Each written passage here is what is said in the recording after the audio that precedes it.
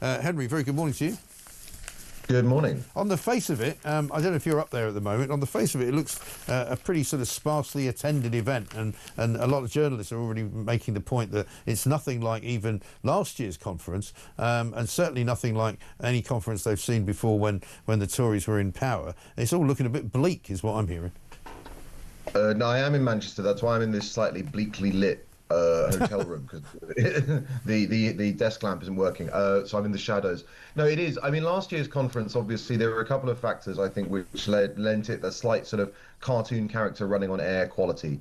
The first was that the leadership contest meant that all the media was there. Yeah. It was still felt very packed. But also, because Rishi called a surprise election, a lot of the big corporates had already booked their conference before he called it, right?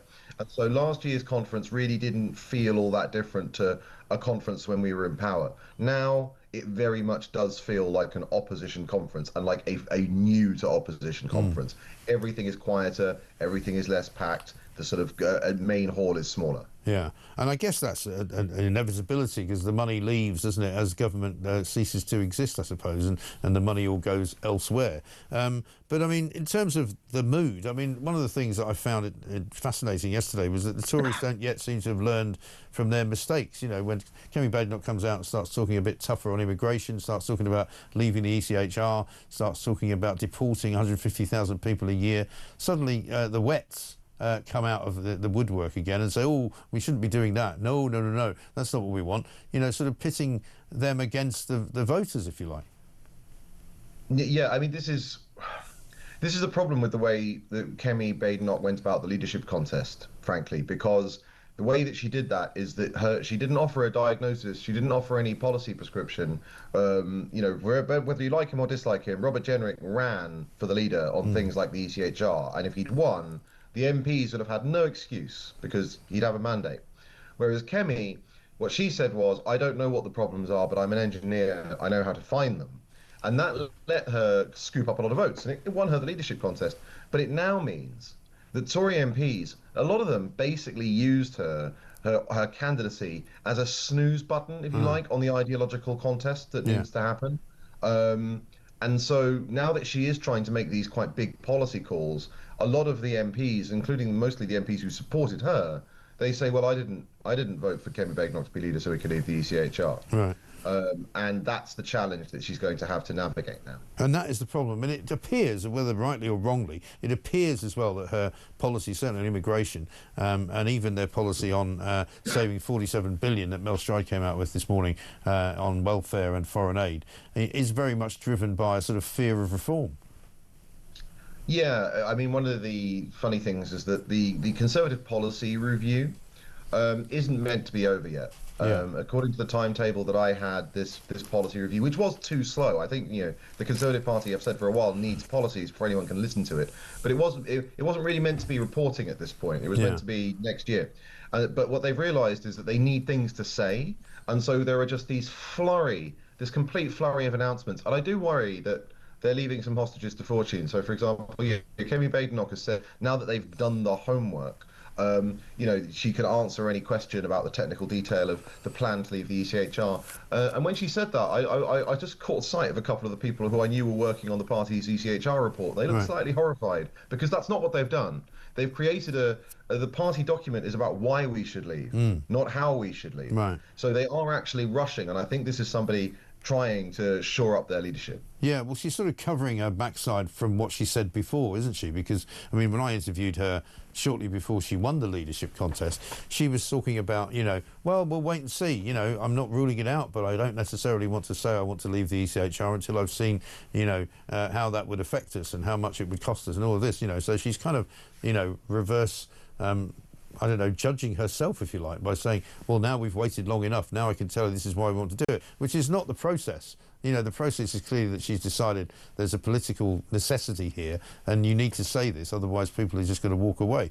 In the same way that Rachel Reeves said, you know, in early part of this year, oh, now we can withdraw the withholding of the pensioners' fuel allowance because we've made the economy stable enough so that we can give it back. And everybody knew it was absolute rubbish. I mean, that was incredible, because of course what Rachel Reeves is going to deliver in not very long now, a really extraordinarily painful budget, Yeah. right? And she is going to have to come back and break her promises on tax again and again and again. And I wrote at the time, it's a bit like, okay, well, she's now said that she's fixed the economy, right? At least when she came in, she was just saying the Tories Right. wrecked the economy. I guess I Yeah. have to do all these terrible things. But is it going to be the case now that it's basically just what day of the week it is, right? Like one day when she needs to give away something that she shouldn't give away, she's like, oh, well, Labour has fixed the economy. And then the very next day she'll be back in Parliament being like, well, the Tories have ruined it. Otherwise, has Mel Stride snuck into the Treasury overnight and turned the economy off? What's going on? Yeah. Well, the other thing, and I know it's a relatively small thing, but you know, the programme for the conference itself has got a collection of Tories on the front page who are all kind of, you know, members of the shadow cabinet. But there's no Mel Stride and there's no Robert Jenrick. We had Mel Stride on this morning, and he said, "Oh well, the thing is, you know, they'd arranged to do the photo shoot. I was in America talking to the man that created the Laffer curve." But you go, well, okay, but it's not a great look, is it? I mean, are you in the inner circle or are you not? You know, you can easily rebrand the front cover. You can easily put somebody into a picture who wasn't there. You can certainly easily rearrange the photo shoot to make sure that your shadow chancellor and Robert Jenrick, who's a fairly key member of the shadow team, is actually in the picture, wouldn't you think? Yeah, I would have said so. It's not as if the photographer is busier than the shadow chancellor, right? No. And there are many photographers, so look, It just you're right. seems a bit amateurish, you know? It is a baffling, yeah, it is a baffling decision. I mean, at least what I will say is at least the fact that Mel Stride isn't in it does suggest that it was literally just a refusal to rearrange the photo shoot, right? Because I think if Mel was in it and it was just Robert Jenrick who hadn't made the cut in the photo shoot, Right. that would look a little bit like Stalin editing people out of photographs, right? So at least the non-presence of an ally suggests that that's not what it is. But it is a weird sort of excuse. Yeah. So is there still this division in the Tory party that will show itself this weekend, or this week, I should say, between those who are sort of slightly more Europhile than others, those who are slightly softer on immigration than others? You know, is it still ribboned by that? Oh yeah, absolutely. The problem, if you like, for the Conservative Party is that we didn't have this fight during the leadership contest, which we need to. Yeah. And there's a wonderful description. The problem with that wing of the party, for that wing of the party, there's a wonderful description of the Labour right in the 1970s in a history book, which is that they had principles and they had preferences, but they had no ideas. Right. And the same applies to the Tory left now, right? They don't want to leave the ECHR. They don't want to massively crack down on immigration. They don't want to massively crack down on public spending and all the rest of it. But they don't have any alternative program for the party. They just know what they don't want. Yeah. The fact is that without either leaving or getting really quite aggressive about ignoring the ECHR, the sort of immigration control that the public wants is not possible, right?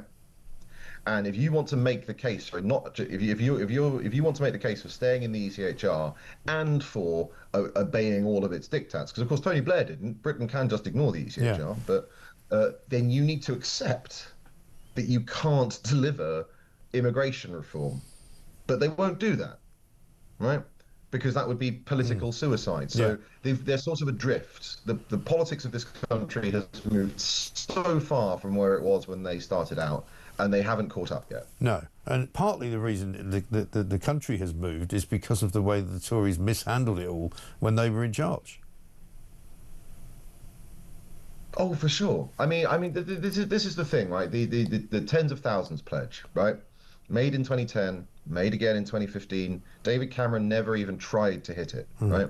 And that was like so many things. It's one of the most frustrating things about David Cameron's premiership. He was when he was elected in 2010. He had a mandate for austerity, and the public finances were in far better state than they are now, right? Because the demographic pressures weren't as bad and all the rest of it. When he was elected, immigration was running at what, 300,000 net 300,000 a year? Do you remember those halcyon days? Oh, yes. When it was only 300,000 a year, right? The temperature was much, much lower. There weren't any, UKIP MPs at the time because the public still trusted the Conservatives to be this country's right-wing party. And they just consistently stuck their heads in the sand. The big problem for the Tories on immigration is that they would talk tough, and they'd appoint someone to the Home Office to talk tough. And then every single time, they'd let the Department for Education, the Department for Business, and the Treasury at the cabinet table bid up the numbers to whatever they wanted.